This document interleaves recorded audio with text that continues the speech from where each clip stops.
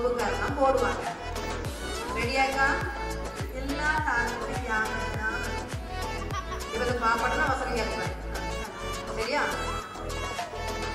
வெளிப்படுத்தல் 22ஆம் அதிகாரம் 12ஆம் வசனம். நான் என்ன சொன்னேன்? நான் என்ன கற்றுனேன்? என்ன நடக்குது? டிவிஎஸ் நடக்குது. டிவிஎஸ்ல வெளிப்படுத்தல வேண்டாம். அந்த பிள்ளைங்க என்ன தெரியும்? எக்கா வசனம் இருக்கா படிக்க இருக்காங்க. நான் என்ன சொல்லி முன்னாடி கூப்பிட்டேன்? எந்த வசனம் கேட்டாலும் சொல்லணும். என்ன பண்ணணும்? இப்ப நான் கேட்ட வசனம் அந்த பாப்பா சொல்லணும். இல்லைன்னா நீங்க சோப்பு கரணம் போடணும். இப்ப என்ன பண்ண போறீங்க? என்ன சொல்றீங்க? வெளிப்படுத்தல் 22:12.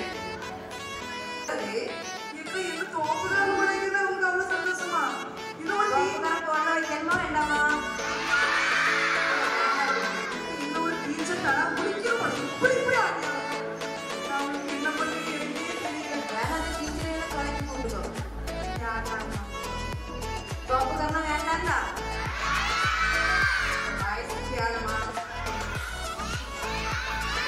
சரி வேண்டாம். அதுக்கு பதிலாக இல்லை. எந்த நேரம் எந்த வசனம் கேட்டாலும் என்ன செய்யமா சொல்றதுக்கு ஆயத்தமா இருக்கணும். சரியா? டிபிஎஸ் வந்து இந்த சாட் வசனம் தான் நான் படிப்பேன் அப்படி கிடையாது. என்ன செய்யணும்? வேதாகம் முழுவதையும் படிக்கணும். சரியாமா? ஓடி வராங்க.